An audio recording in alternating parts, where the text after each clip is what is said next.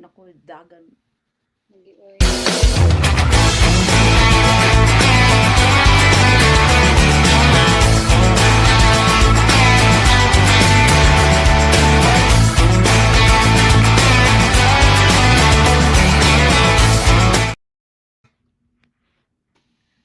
We are live mga kabisdak, may gabi kaninyong tanan. Welcome to Bisaya in Canada Night Talk Show. Ako si Ate Binky, inyong host karong gabi una, gikan sa Ontario, Canada. Og oy, nakamute si Ate Gilma. Ate Gilma. Okay, there you go. Ug ako pod si Ate Gilma, ang inyong co-host nga gikan sa Alberta, Canada. Yes, two Bisaya women, right? So one mission. To inspire, Inspire, encourage, and connect Bisaya around the world. around the world. Okay, mga kabisa, bisan asa ka karon. Naamang ka sa Canada, sa Pilipinas, sa United States, sa United Kingdom, sa Europa, sa padatwiko sa Australia, Switzerland, asa pa mo dapit Japan. Bisan asa mo kabisaya, yan, asa mo kasusulok sa kalibutan. Welcome kayo sa among little online Bisaya family.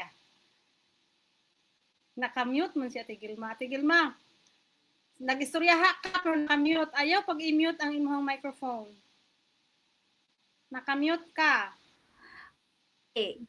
Ikaw ang nag-mute diha. Dili mo nag-mute. Akong gikuan kay nganong kuan man, nagsiga sa bahay pero wala ka. Yeah. Okay, go ahead, Ate Gilma. Na ang inyong kape o tsaa. Lingkod. Pag-relax ug makikistorya uban ka namo ni.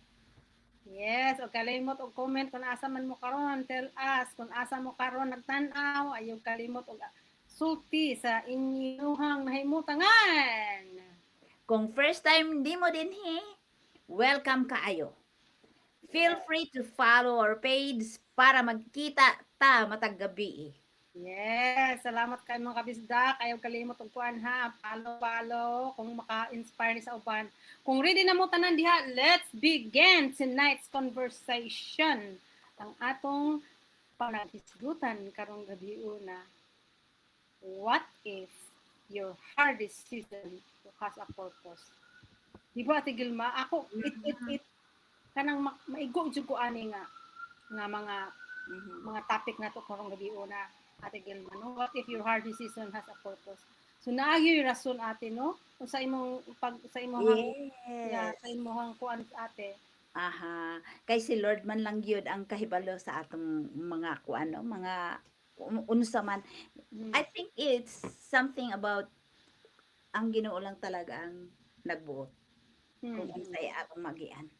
Yes. Maybe there's something nga iyang ipahinumdum nako. Aron the next chapter of my life would be better. Yeah, so what if ang chapter nga gusto nimong kalimtan mao di ay ang istorya nga makatabang sa laing tao, di ba? Kani sabi taw maulaw tano kana, maulaw tao kanang sulti sa ano. Pero wa ta na sayo di ay nga kanang makatabang, maka-inspire pa kay napaday labaw sa atuwa atin. So, mga kabisdak, mauning rason nga naami ni Ate Gilma diri sa among social media nga kami naghiusa mi aron magtulo ka bildo ni atong mga kaagi diri sa laing nasod kani among mga topic karon na pahinungod pud namo sa mga tao nasama namo nga nagtrabaho og taman-taman unya kanang unya ni surrender ang lawas, no? Ni surrender ang lawas unya. Yes. Naa among pahinumdom ninyo maigsuon na agitay other option na agitay mga laing paagi kay ang pain na to become our purpose. First ako, my pain become my purpose, no? Kay kung wala ko na sakit, anang dili ko mo pili aning akong gi tun-an karon dili may makita niya tigil mo. Yes, I think mauna ang atong kuan no kay naningkamot gud ta. Kitang Mhm. tanan naningkamot man. Mhm. Bisag lahi-lahi lang jud tag kaagi. But Mhm. then maybe may naay rason kung ngano lagi nga gitagaan ta og kanang mga ing-ani na mga sitwasyon ni Lord. Kay Mhm. aron kita maka makaisip or makahuna-huna og unsa ang Oo. iyahang purpose sa atong kinabuhi. Tinuod gyud ate no. We have Ah, to make use of it.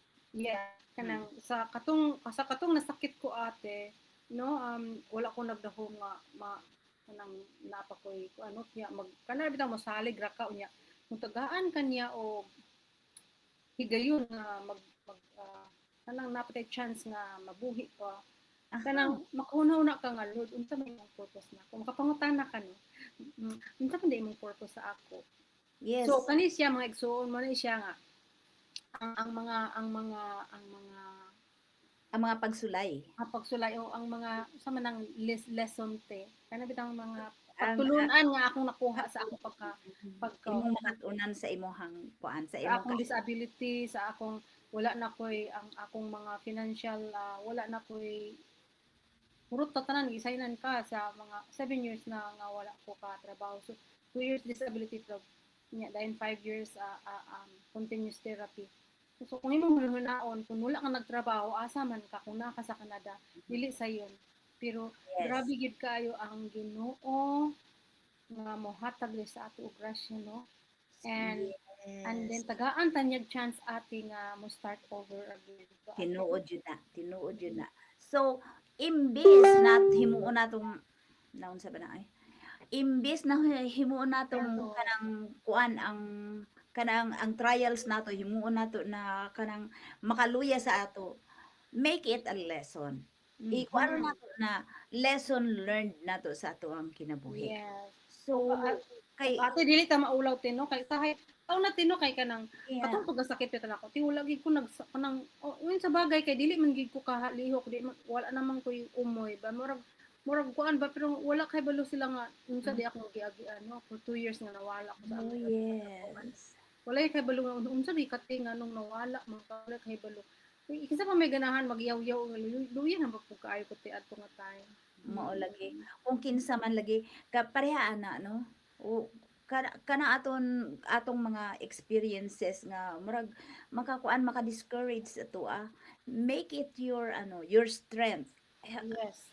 Gather your strength ang Mhm. imong kusog Mhm. aron makatibawas lagi ka adang imong kalisod. Mhm. Do as much as you can. Kahibaw ka kana bang parehas na ako, I'm Mm. single mom. Sa dihang wala na ko'y bana, wala na Mhm. ko'y kuan, I have to raise my son, of course. Yeah, yeah. He is my life. Kita tanan kung kamo na ay giatiman na mga anak, Mm. labaw pa ni diri sa amoa kung ma-single mom ka diri. It's so lisod. Kay pareha nako wala jud ko'y igsuon diri. Mhm. Yes. Wala jud ko'y igsuon diri. So, I'm all by myself. Kung Mhm. kung kung dili pa hugot ang akong pagtuo ni Lord, ang akong pagpangamuyo, I think it's nag-ihap na kog eroplano o helicopter bisag way helicopter day. Hala, oy. Yes, because it's not like, I cannot explain kung unsay akong gihimo nga nakatibawas ko ani. But then I still have napa ko'y gustong buhaton sa akong kinabuhi. So, mao Kay na siya tino nga yeah, ang akong dugang anak tino mhm, nga nag-ingon magud ang Ginoo nga uli kita niya biyaan. Kung mm, usahay no kitang anang dili na to recognize pero naa siya, no?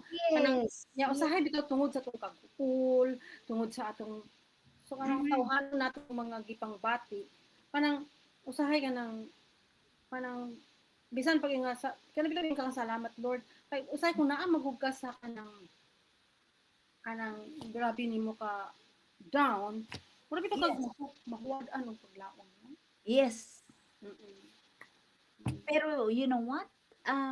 Since I become grateful, Mhm. mao na to'y start nga murag na arang-arang ko. Mhm. You know, I feel better. Mhm. Kay nagbalik ko ni Lord, and then I have to strengthen my faith. Mhm. So Mhm. dili nato mafatom because kana mitang ang atong ang ato di ay kuan himuon tino sa kasakit ug sa kalipay katong giingon sa kong uyong nga magpasalamat kay Mao kanang lagi. kanang di ba ang atong Ginoong Hesukristo nag-ingon kada niya maghimo siya milagro di ba mo ampo siya guna Yes. So di ba magbilagro jud pag, ako. pag-break niya sa Yes. bread pagkatong paghimo niya milagro magampo gyud siya una before siya. Yes. Grabe. Motuo So baya that jud kay means because nag-ingon man siya I am the way, the truth, and the the truth life. and the So kung light. unsa iyang gihimo ato din na sulong ng sa bata Yes. puti wala gina nako ma kanang ang kung baga ay salamat salamat ta ka kung anang nalipay ka ba pero kung masakit ka dili ta makapasalamat Dili dili ta pero kahinumdum. pero karon nga na nata edad ato nang masabtan nga bisan kung sa kasakit di ay magpasalamat ka kay Yes. na siya Na rason siya'y nga rason kung nganong mm, ipatilaw niya sa imuha ang mga trials. okay tungod kay palanggatan niya he want us to grow closer Wala jud kunuwad ang paglaom bisag usa. mm, I mean, as much as I can kay gitudloan jud ko sa akong mga ginikanan. To mm, love God. mm, mao Mhm. gani so mga igsuon mao na ginaamo ang topic nga tigil makaron kung Kung kamo mo gusto na hapit nang mawad-an sa mga kuan tungod sa trials nga inyong ayaw nagian, kalimot ng Ginoo kay ayaw kalimot na si Lord. yeah kay ang Gimahal hardest season nato na agi na siya purpose mm, si Ate gimahal ko Zelma niya. nag-agi gyapon na siya og mga kalisod pero ang diha niya nakita nga ang Ginoo nagauban kaniya unang kanatong tanan sa akong experience so dili gid no dili nato makita kay at more than mo Yes. sa atong makita sa atong mata pero ang atong sa atong mind no kung atong i-expand ang atong hinahuna no So, atong yeah, hunahuna. yeah. Sila lang ang ato ang Pinaagi sa faith, pagdaig ha faith jud. yes Kuan man jud paghawid. Pag yeah kuan, yeah yeah, sa kanang Ginoo. kanang kanang kuan gyud siya kanang magpasalamat gyud siya no Mhm. so karon among mana among ika paambit kaninyo karong gabi una mga kaigsuonan so Yes.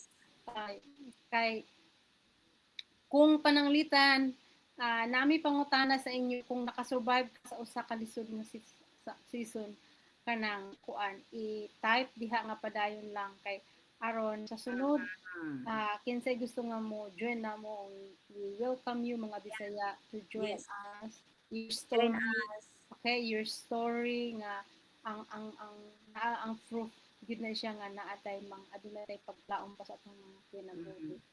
Alright, so maura tong igsuon daghang salamat sa inyo hang pag-uban namo karong gabi una ni Ate Gilma. Mhm. Naot nga bisan simple ra ang among mga conversation, aduna pud mo mensahe nga makatandog ug makadasig kaninyo. Kaninyo. Yes. Padayon lang ta sa paglaom, Mhm. pag-ampo, Mhm. o pagtinabangay. Mhm. Ang matag adlaw bag-ong oportunidad nga Mhm. mahimong mas maayo.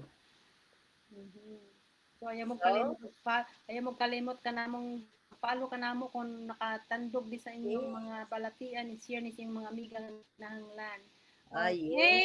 So, Ang pinaka makita-kita usab ta ugma pohon sa yes, atong ang Canada live. pinkanunay. God Aha. bless everyone. God bless. See Si you Ate again Pinky tomorrow. here sa Ontario ug si Ate At Gilma sa Vilma sa Alberta, Canada. Alberta, Canada. We'll say Okay, see goodbye. you again tomorrow. See you tomorrow and God bless everybody. Bye-bye. Bye! Salamat! Salamat. Bye-bye.